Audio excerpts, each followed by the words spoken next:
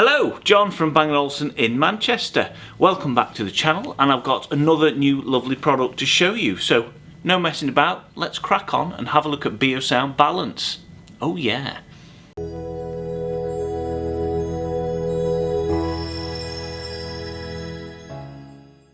So, Beosound Balance is part of the flexible living category, as Bang & Olufsen call it. So it sits alongside Beosound 1, Beosound 2, the Bang & Olufsen A9, and of course the lovely Edge. Now, it's the first flexible living speaker to have some ingredients from the much bigger speakers like the Beolab 90 and Beolab 50. So, Beolab 50 came from little ingredients and scaled down from the Beolab 90. And then, of course, that all filters down the range. So, Beosound Balance is the first speaker to have directivity to the sound, which we'll talk about in a second, and it also has active room compensation. Reading the official launch information about Beosound Balance, Bang & Olufsen say it's a display-friendly, interior-inspired piece of equipment. So, it's meant to be out on display. Think of it like they've designed it like a sculpture or a lamp or something like that that would always sit out and be on display in your living room. Doesn't take up floor space and really unobtrusive. Now it's a fairly sizable unit. It's bigger than a Beosound 2, not quite as tall but much chunkier. It's almost like a hybrid between Beosound 2 and an M5, the sort of design language, and then you've got little ingredients from, say, a very miniature Beolab 50. In true Bang & Olufsen style, obviously a lot of care has been taken with the materials used. It's pearl blasted aluminium, woven fabric, and of course it wouldn't be a Bang & Olufsen now without a bit of oak on there. And it almost looks like the top part is floating above the bass unit underneath. So the section underneath is where the bass drivers are held, and then the top part, the speakers dotted all around the outside of the chassis. So it's an omnidirectional speaker, but it also has sound directivity.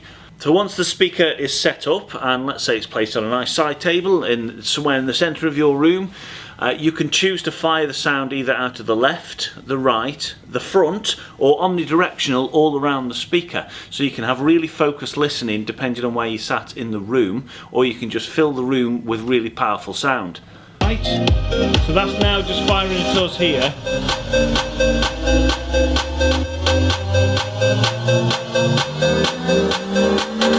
So if I move away, hopefully it picks up on the mic.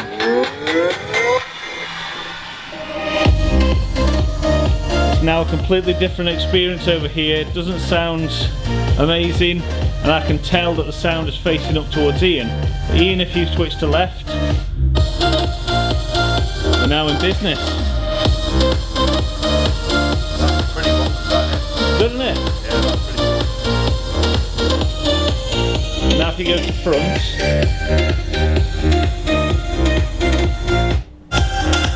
oh, that's completely different. Now we're just firing out to the front. Although it will work in the centre of a room and you can have omnidirectional 360 sound, it does work best, Bang & Olufsen claim, next to a wall. So it uses the rear facing speakers it uses the wall as part of its sound signature. And I can confirm in my testing of the sound, I've been doing some quite extensive testing of this, it does indeed sound better when it's against a wall. There are two colours from launch. You have the black oak and the natural oak. Let me know which one you prefer. I'm sure there will be other colours later on down the line. Just like most other products, there's often special edition colours or seasonal colours, so I hope Beosound Balance will follow. You can also choose whether or not to have the built-in Google Voice Assistant or not. So there are two versions for that as well. You can have Google Voice Assistant, or you can choose to have one without it. Choice is yours. On top of the unit, on the pearl blasted, this plate on top is where the controls live. So you have aluminium touch controls, which is really cool. So you can run your finger around for volume, you have track up and down, you have a Bluetooth pairing button, and of course little dots for the Google Assistant's microphone if you've got that version.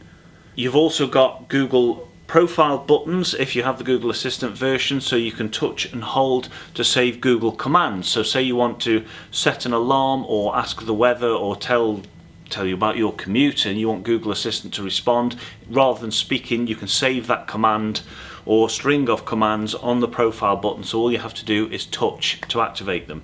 Setup is a doddle on iOS and Android with the Bang & Olufsen app. Here you can give it a name, set your network settings. You can also have a wired connection to your network, or you can just use it on Bluetooth. It's completely up to you. You can give your product a name, living room, Beosound Balance, kitchen, call it Alan if you want to. And then it'll take you through the setup and the adaptive room compensation. So it will play a tone for you and it will measure the room and the response back, and it will calibrate the sound to suit your environment. Multi-room and streaming come from Google Chromecast or Apple Airplay 2. So there you can set groups, or with Apple Airplay 2 you can just select multiple products and you can stream multi-room around the house. So this will of course link to Beosound 1s and 2s and all the TVs and all that sort of thing, all the other products, using Chromecast or Apple Airplay 2. Just worthy of noting, this doesn't have the BeoLink multi-room. So with the Bang & Olufsen app, you can't join it to multi-room. You can't start the music from the Bang & Olufsen app anymore. So going forwards, all future products will now be Apple Airplay 2 or Chromecast, or of course if it has a Google Assistant, voice assistant built in, it will use that as well. So you can just shout commands at it and it will play your music for you.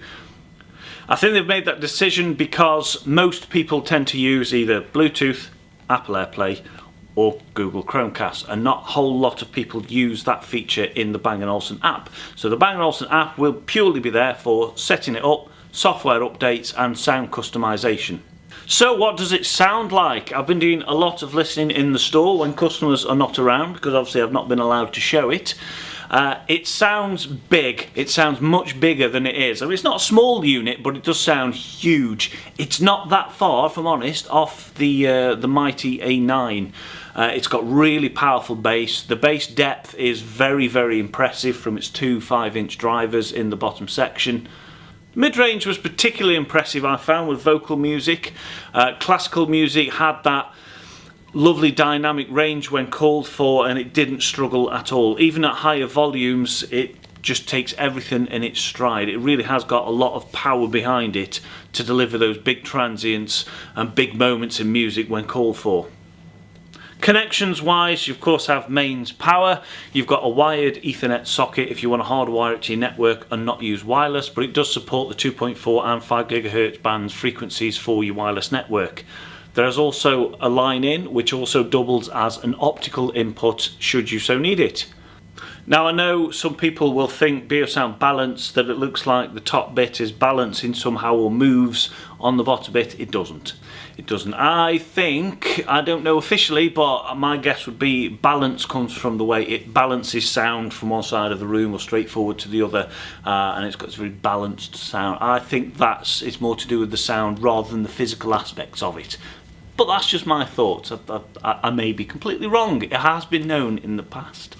Right, that'll do us for now. Thank you for watching all this way if you have, and you'll see me in the next video.